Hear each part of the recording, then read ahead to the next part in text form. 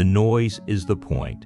It feels like a side effect, something that just happened, a result of too many people with too many screens, all talking at once. You'd think someone would want to turn it down, but they don't. The silence, you see, is bad for business. An empty space in your head is a space that hasn't been sold yet, and every space must be sold. So the noise continues, a constant hum of updates, opinions, and alarms, a river of information that promises to connect you, to inform you, to make you better. But you are not more connected, you are not more informed, you are just tired. A special kind of tired that comes from running in place mentally all day long. A weariness deep in your bones from processing a world that was never meant to be processed this quickly. Every scroll, every click, every hot take you absorb without thinking, it's a tiny act of surrender. It feels harmless, a way to pass the time, but it's a quiet agreement to let someone else steer, to let someone else place thoughts in your head, like a person stocking shelves in a store. You might think you're choosing the thoughts, but you're only choosing from what's been put in front of you. Following the crowd isn't a neutral act. It's giving up your one piece of truly owned property, your own mind. We're told to find ourselves, but we're given a map drawn by strangers. We're told to be unique, but we're rewarded only when our uniqueness looks like everyone else's. The great unspoken truth is that a thinking person is a problem. A person who can sit alone in a room without distraction is a person who is difficult to sell things to. A person who questions the stories they are told is a person who is difficult to control. To think for yourself, then, is not self-help. It's not about being smarter or more productive. It's a rebellion, a quiet, unseen war waged in the only territory that is truly yours, the space between your ears. A good shepherd doesn't need a whip if the sheep are trained to follow each other. Look around. The opinions arrive pre-packaged, ready to use. The outrage of the day is delivered to your screen before your coffee is ready. It's so efficient, really. You don't have to do the hard work of forming a belief. You just have to pick one from the menu. Did you really care about that celebrity's mistake yesterday? Or were you just handed a script for how to feel? Did you truly form that strong opinion on a topic you knew nothing about this morning? Or did you just borrow it because the silence felt uncomfortable? The pressure is immense. The worst thing you can be is uncertain. The worst thing you can say is, I don't know enough to have an opinion. That is a kind of social death. You must have a take. You must join a side. Your bio on social media must declare your tribe, who you are, what you hate, all in a neat little line. This creates a strange state of mind. We are constantly performing our beliefs instead of actually holding them. We are actors reading lines, hoping the rest of the cast approves. And the reward for a good performance is a little digital heart, a thumbs up, a temporary feeling of belonging. The crowd claps, and for a moment, the terrible feeling of being alone goes away. So we keep performing. This constant noise, this demand for instant opinion, does something to us. It chips away at our ability to think deeply. Thought requires slowness. It requires doubt. It requires the patience to hold two opposite ideas in your head at the same time without panicking. But the culture demands speed, quick judgment, simple answers to complex problems, black and white, good and evil, us and them. Why? Because a mind that sees only in black and white is a mind that is easy to lead. It's a mind that will buy the product that promises a simple solution. It will vote for the leader who offers a simple enemy. It will swallow any story that makes a complicated world feel simple again. And maybe we want it. That's the uncomfortable truth. Maybe we are complicit in our own distraction. The human mind is a messy place. It's full of contradictions, fears, and parts of ourselves we'd rather not look at. The things we're ashamed of. The quiet hurts that never seem to go away. It's much easier to be angry about something on the news than it is to look at the sadness inside our own house.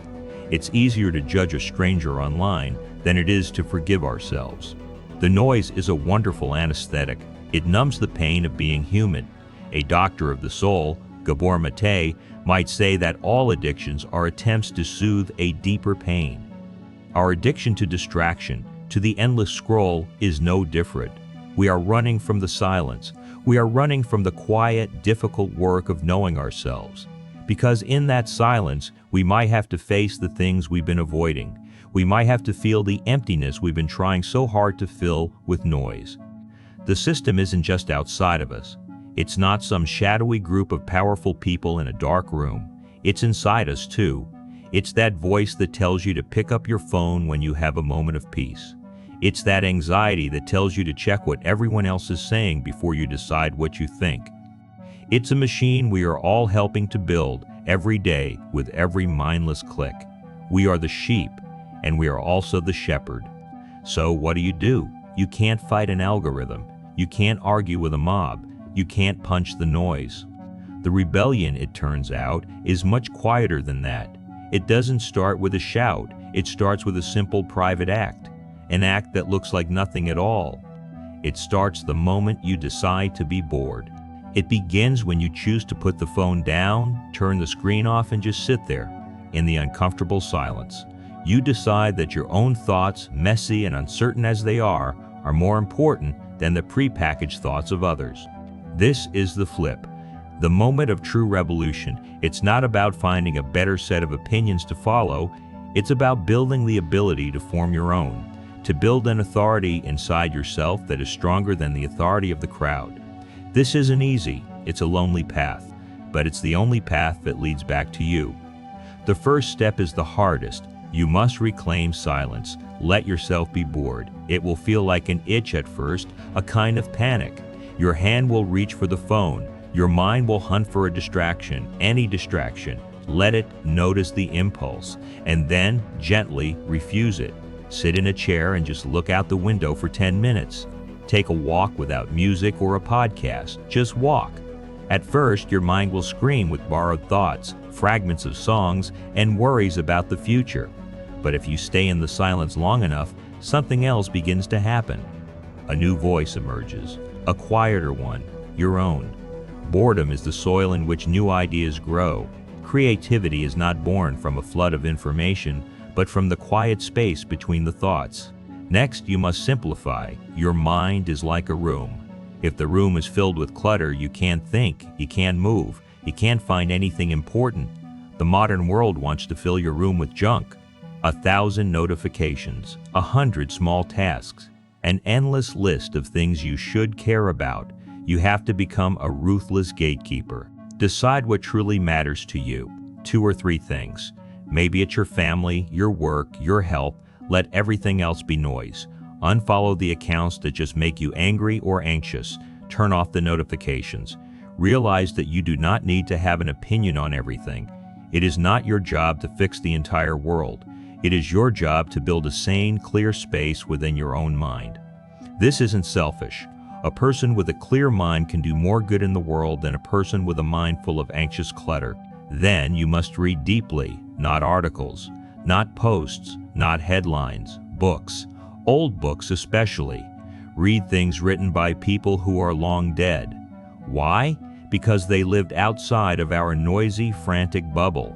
They thought about the same problems we think about: love, death, meaning, fear. But they did it without the constant distraction we face. Reading a book is a conversation. It's an act of deep listening. It trains your mind to follow a single complex argument for hours. It reminds you what the human mind is capable of when it focuses. It connects you to the long chain of human thought and shows you that you are not alone in your questions. You don't have to agree with these old thinkers. You just have to listen. In their voices, you will start to recognize the shape of your own. Finally, you must choose dialogue over debate. Our world is obsessed with debate, winning arguments, proving the other side wrong. It's a sport, but it rarely leads to truth.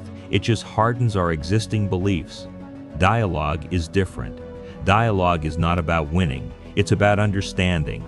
Seek out conversations with people you trust, people who think differently than you do, not to change their mind, but to understand why they see the world the way they do.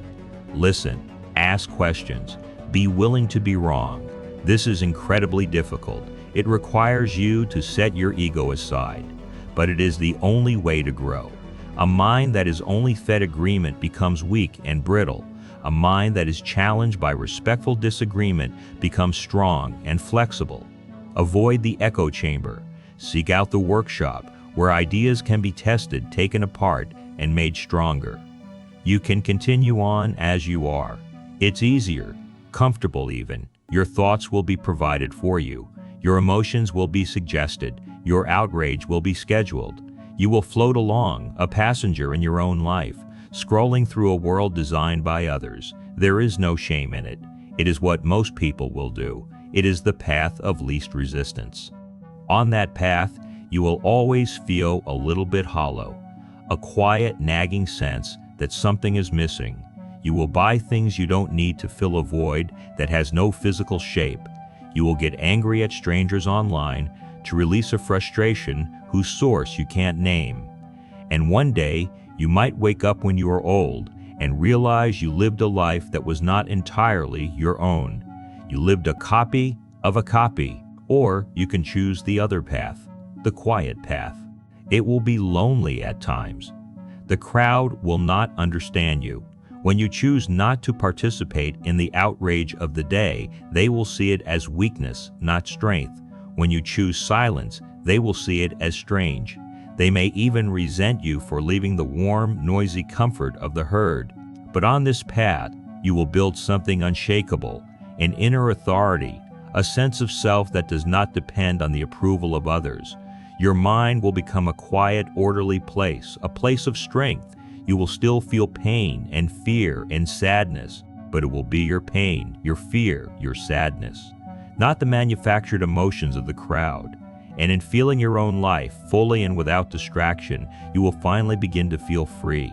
In the end, it's a simple choice: to be comfortable or to be conscious, to be a well-fed sheep or a hungry wolf. The world is full of sleeping people, dreaming the dreams that were sold to them. They live inside a story they did not write. The only question left is, what will you do when you wake up in the middle of their dream?